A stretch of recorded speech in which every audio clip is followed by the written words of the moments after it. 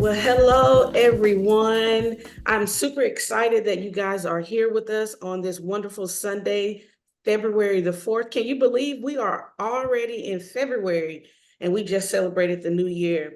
Again, my name is Alisha Renae, and you are tuned in to the lounge. And today we have Miss Dunn Allen. It's so amazing how I met her on Facebook.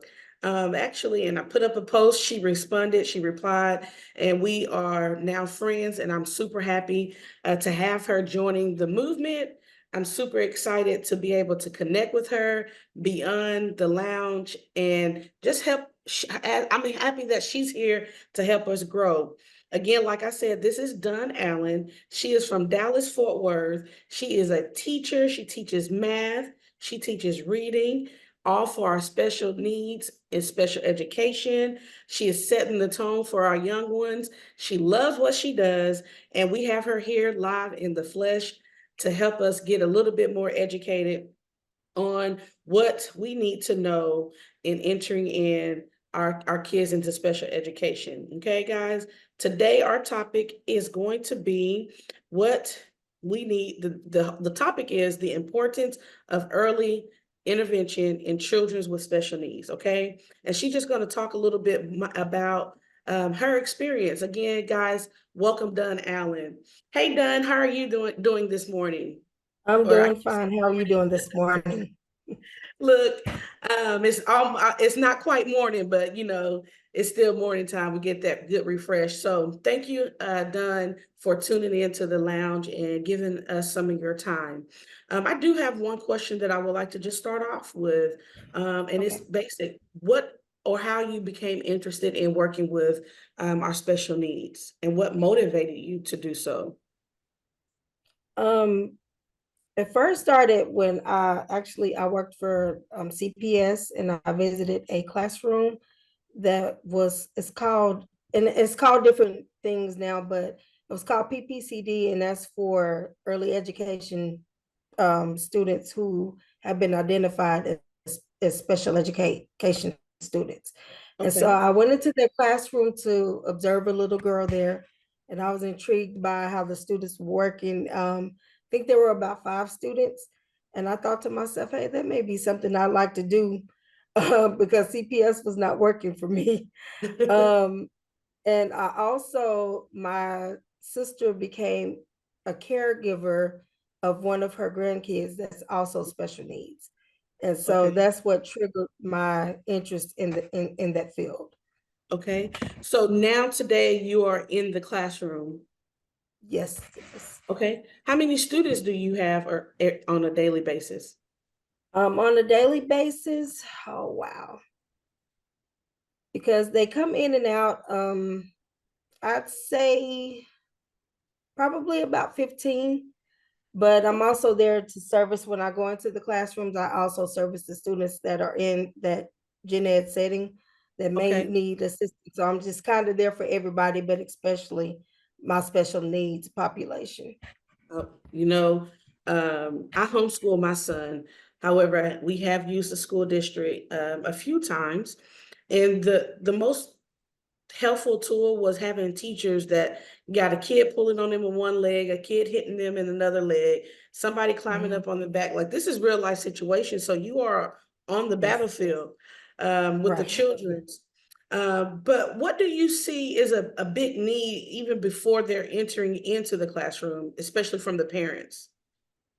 One of the biggest needs I've noticed is that parents do not want to acknowledge that there may be an issue or with their child, or they may be a little Oof, delayed because it's not the norm. oof. And they don't get them the help that they need as early as they can, because that help, that if they start early on, that would help them function in a school system or function in an environment. And so that's what I'm seeing, is a lack of reaching out and getting help for that child. Okay, that you hit something right there. Nobody wants to look at their child or even their loved one and say that they need help, especially at such a young age. But do you know how young a child can be before they even reach out and say, hey, I want to see if my child has a special need when it comes to the school district? The school district, and I actually reached out because I have three daughters. Two of the three actually have hearing loss.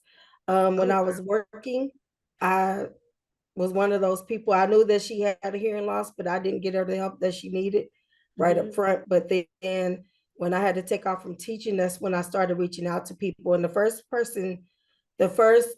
reached out to Fort Worth ISD. And so they kind of gave me steps on who to talk to next, who to contact for this, who to contact for testing. Mhm. And she was three at that time.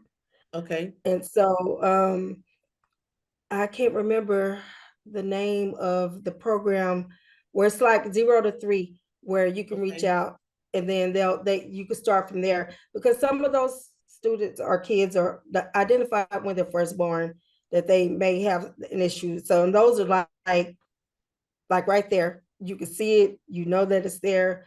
But for those ones that's going along and they're behind on their Mhm. not meeting, where they should be, their levels where they should be, Mhm. um, it will be you will reach out to I would suggest reaching out to a school district, because if you don't know exactly where to go, they can lead you to the right place. And that's what happened with me. They That's led good. me to the right people. And Um, that's good. And okay, you're I'm sorry. speaking of the 0 to 3 program. It's early Yes, childhood intervention. right. ECI. ECI is Okay. what that's called. And I went through them, and like you say, they assist you, and you have a place to Mhm. take your loved ones, because from my experience, um, it was hard finding a daycare to take my child at such a Yes. young age with such behaviors, as we like to call them, or disabilities, things that our normal child wouldn't experience. So going through ECI, going through your school district would be a great start. So man, that's awesome to know.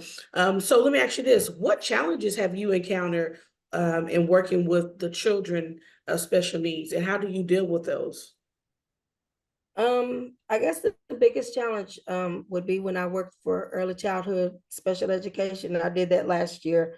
Mm-hmm. These are students who have never been outside of the home. Mm-hmm. They're not used to a structured environment. So I saw a lot of behavior issues. Mm-hmm. Um, and that's where I wanted to make them feel like, hey, I can go to her for whatever. So I kind of keep an open mind when it comes to those behaviors that they don't know they're in a strange place. Mommy and daddy is not there, grandma is not there, and so Mm-hmm. I give them time to adjust.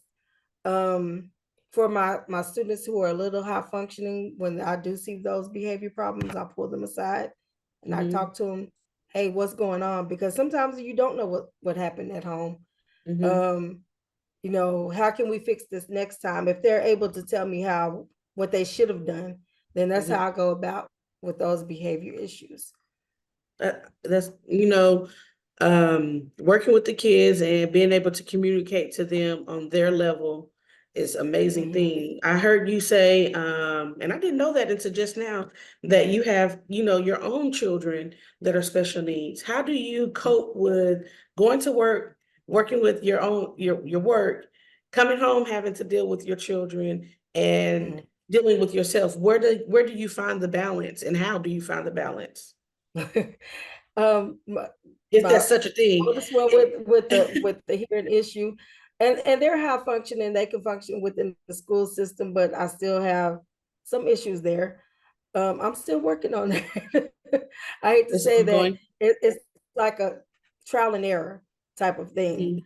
Mhm, What may have worked yesterday may not work today, mhm. Yeah, and yep. I have to be, flexible and roll with those punches, because I know things change all the time.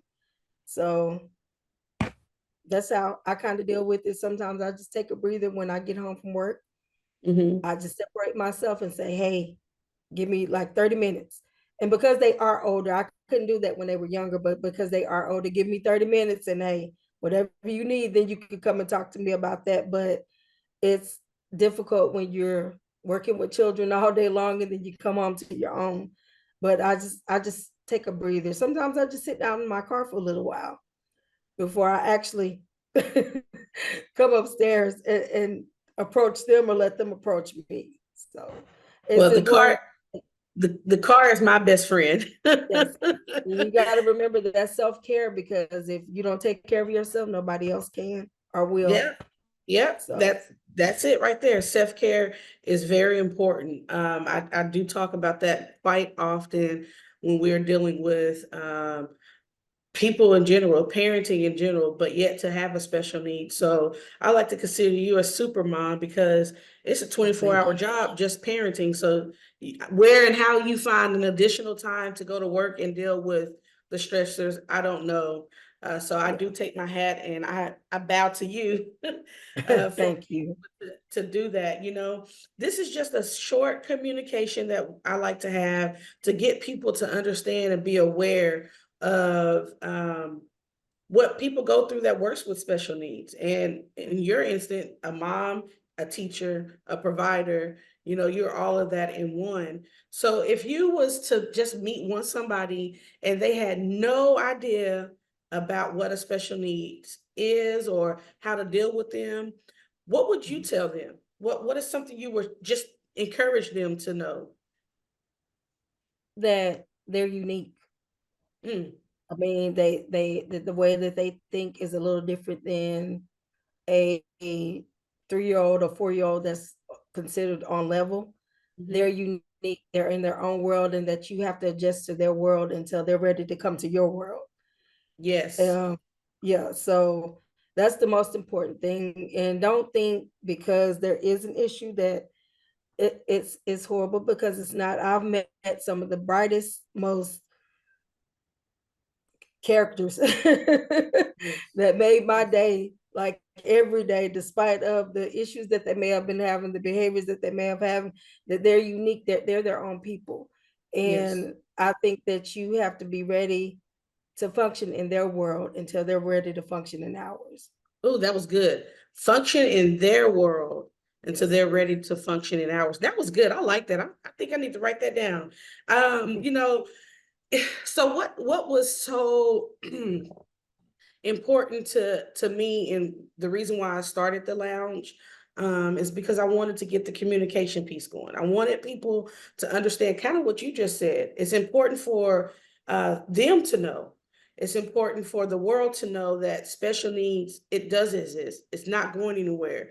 But one Right, thing right. that I think we look at is a physicalness to a special needs. But there's so much another world to special needs where you look at them with your natural eye, you hear them with your ears, Mhm. and they can communicate, but yet they're not functioning with us. Right.